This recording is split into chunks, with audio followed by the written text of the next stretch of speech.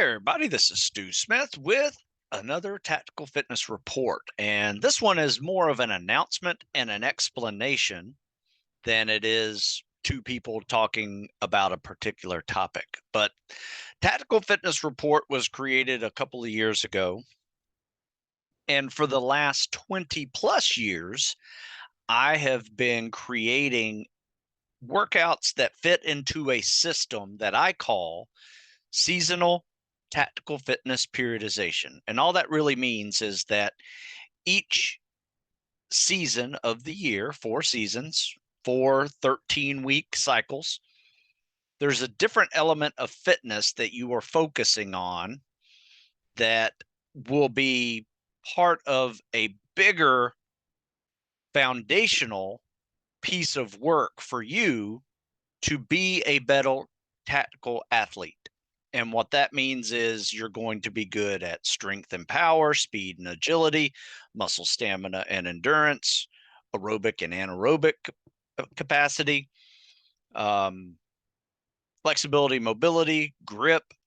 All of those are essential elements of fitness for the tactical athlete. Now, let me share with you something that I accomplished this year that I'm pretty proud of, because this is one of those this is just one of those projects that took me about 6 months to do. And they're right here, the Seasonal Tactical Fitness Periodization models. You can see right there, got these coil bound books that make it real easy to take it into the gym and get stuff done. Just lay it on the side, take a picture of it, whatever you feel like doing, walk into the gym with it and go crush it. But as you can see here, we have winter, spring, summer, fall. It makes up 52 weeks. Each one of these are 13 weeks long, with 12 weeks of training, 1 week of testing for every one of them. And they all have a type of test that will focus on the elements of fitness that you just did prior, as well as the elements of fitness that you are about to do, focusing on. And then all of them, what we're trying to do here is maintain our strengths while we focus on any weaknesses. And we all come into this journey with some form of weakness, whether you're an endurance athlete that is weak strength wise, or you're a strength athlete that is weak endurance wise. Typically, people aren't good at everything, and you have to program it in such a way that you can actually see progress on weaknesses while you maintain your strengths. And that's what these books do. As you can see, the winter lift cycle, running's a little bit less, but the lifting is more. The high rep calisthenics are just warm up stuff, not even high reps. And we are lifting heavier weights to build durability. Spring comes into it. It's a transition. We transition out of weights by doing more like weight vests, sandbag type stuff.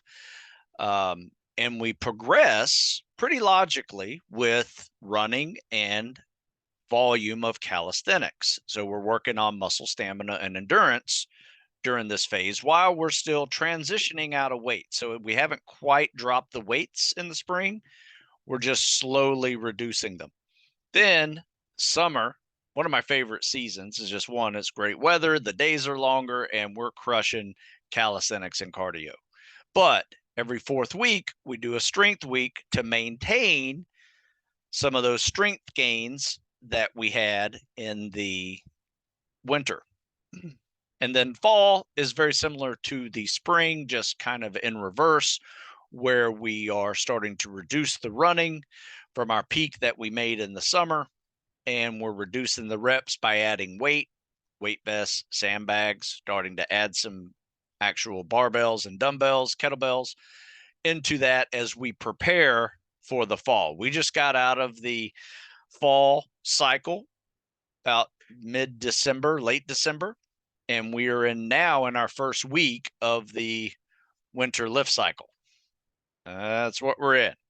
So, um, so just to let a lot of people ask, like, what's the difference between these and other uh, seasonal tactical fitness approaches that you've done? Because prior years I've done spring and summer cycles, fall and winter lifts, and they're titled appropriately. I've done one with spring training and getting to and through selection. Done one with increased strength and crush the PST IFT, so it's a little more specific. So you can see I'm starting to blend some of the elements of fitness with many of the events that tactical athletes will see in their journey to get into some of these very challenging jobs that are either really competitive and you need high scores, or just super tough, like spec ops level, SWAT team level training, that you just need to be good at everything and be able to crush it. So take a look at this. A lot of people ask, oh, well, what's the difference between those seasonal tactical fitness programs and these?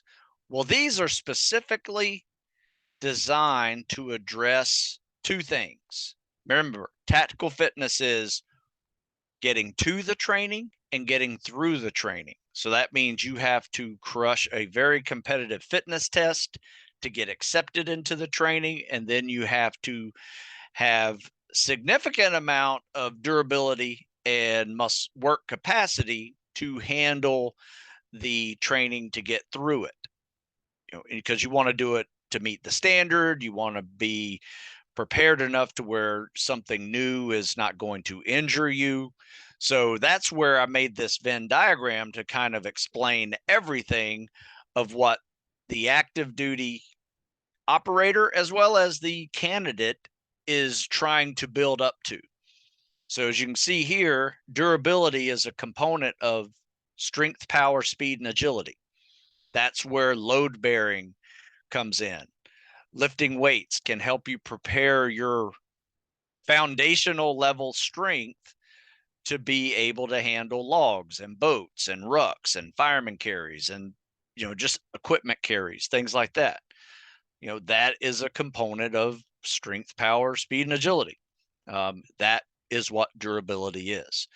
And then on the other side of that, you have aerobic anaerobic conditioning with muscle stamina, and that is work capacity. That's your ability to do a great amount of work, whether that's repetitions, miles, on your feet all day, moving equipment, moving stuff, moving yourself, other people, and being able to recover quickly from that and be able to do it again. So that is what, if you look in the center of this, what we're trying to build here is optimal performance. But as you're an active duty operator, you're trying to still be optimal, but have some longevity, because you will be older longer than you are younger in a career in the military.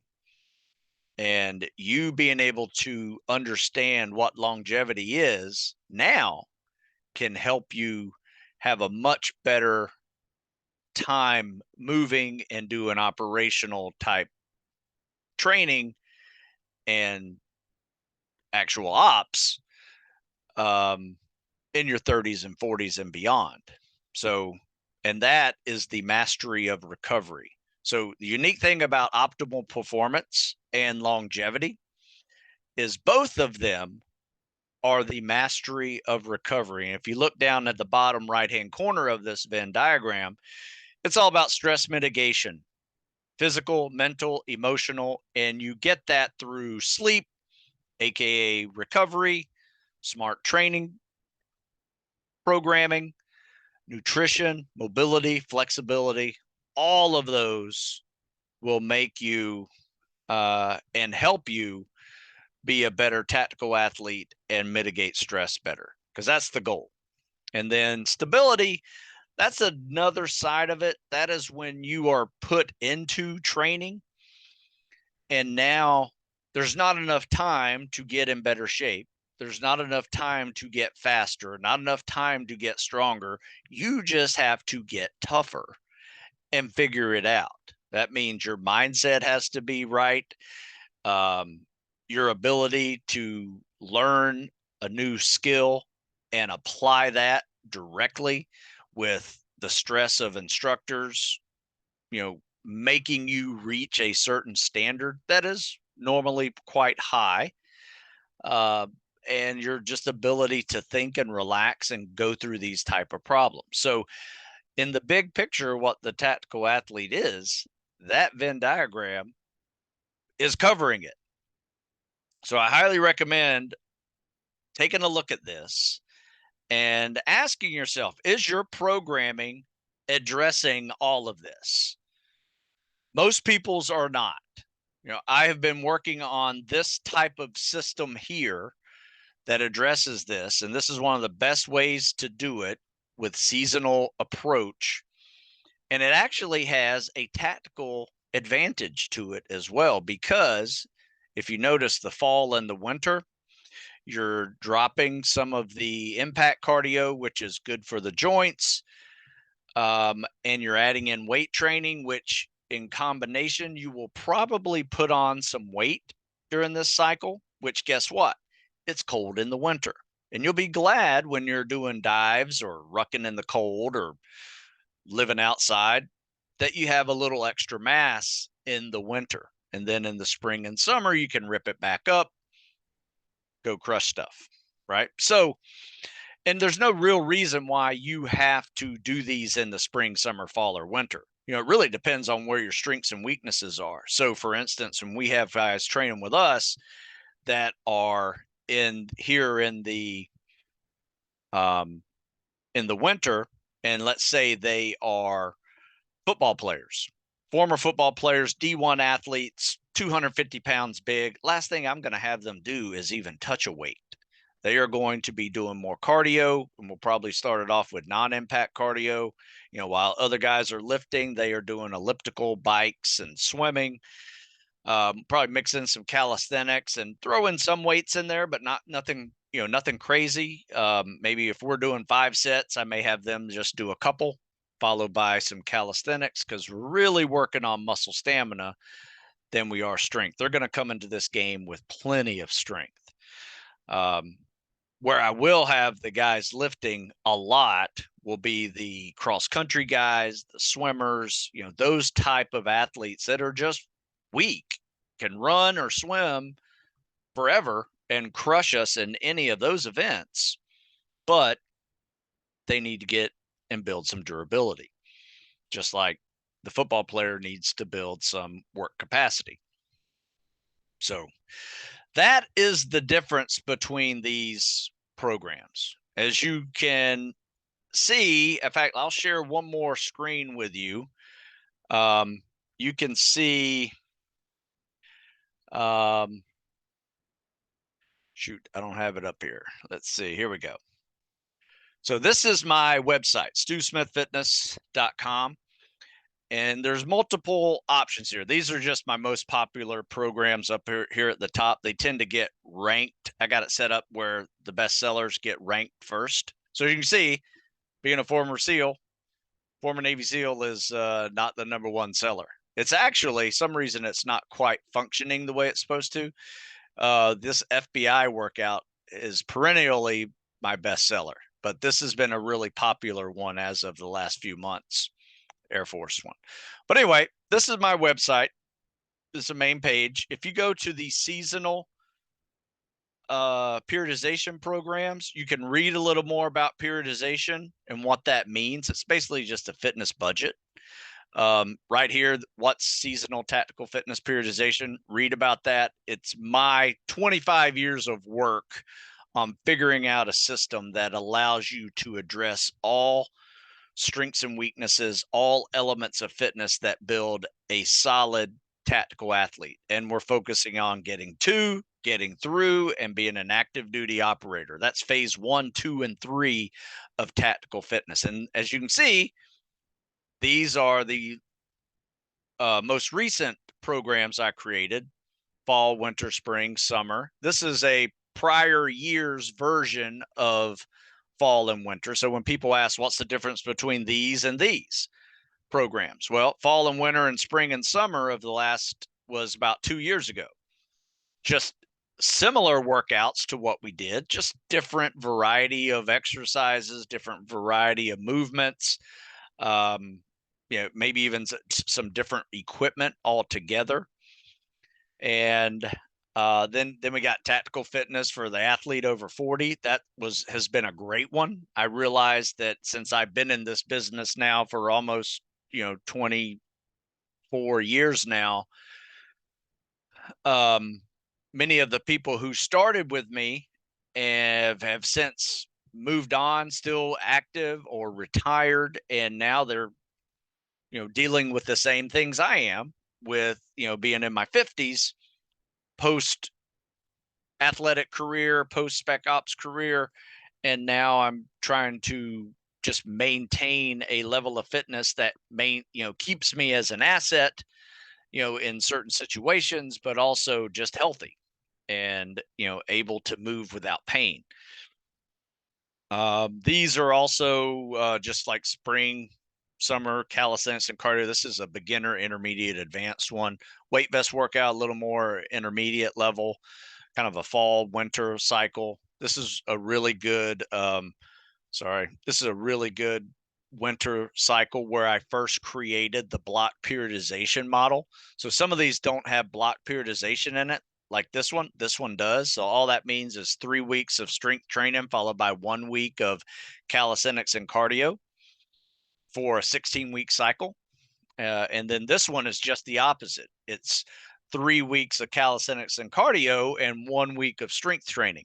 So where these programs are great for, or for those who are just hard gainers and are really worried about losing their strength after a winter lift cycle. So this one would be a good way to maintain that. In fact, we've had a lot of people not only maintain their PST scores and their strength, but they got better at the strength and got better at the PST scores, even in a winter lift cycle, which was fairly new to me.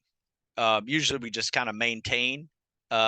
These latest ones also have block periodization models in it as well, because they've been that effective. But let me show you one more time just what the Venn diagram is trying to do. As you can see here, it is, it's not working. There we go. So the Venn diagram here is something I created probably about 5 years ago. And the beauty of having a system that you create 20 years ago, each year you add new things to this system. The system hasn't really changed since my first attempt at periodization, which was the book called Maximum Fitness. Great book, 52-week cycle, just a little bit different. And the reason why I created this system is, no kidding, by the time I was 30, I was pretty broken, just overtrained, injured. I had a stress fracture in my femur. I had ankle surgery. I had shoulder injury and a lower back injury. All of those all kind of accumulated by 28, 29, 30. And it was really, to be honest with you, it was one of the reasons why I didn't feel comfortable staying in the military, because I was really not feeling well.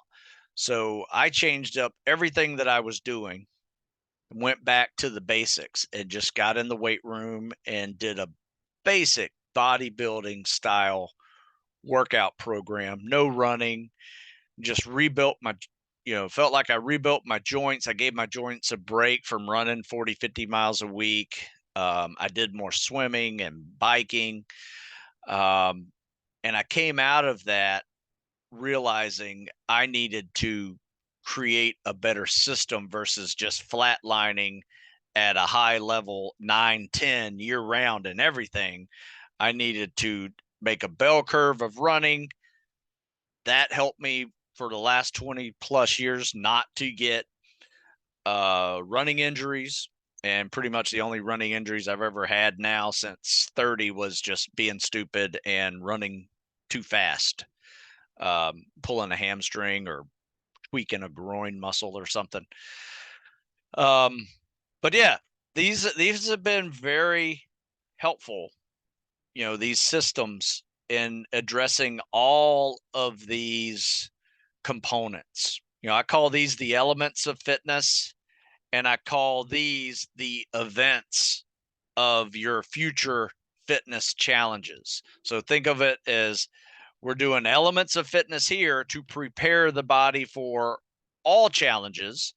And here we are specifically addressing the challenges that you are going to see in these jobs, whether it is treading water, or it's rucking, or it's drown proofing, or pull up, push up, sit up tests, running 4 miles, swimming 2 miles with fins, log PT, boat carries.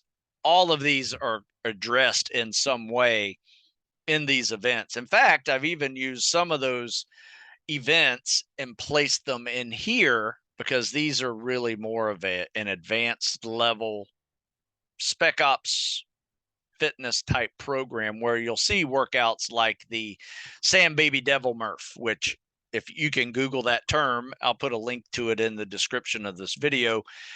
And that's a mix of a devil's mile, a Murph, and a sandbag combination that mimics log PT and boat carries and just high repetitions of a Murph type exercise program.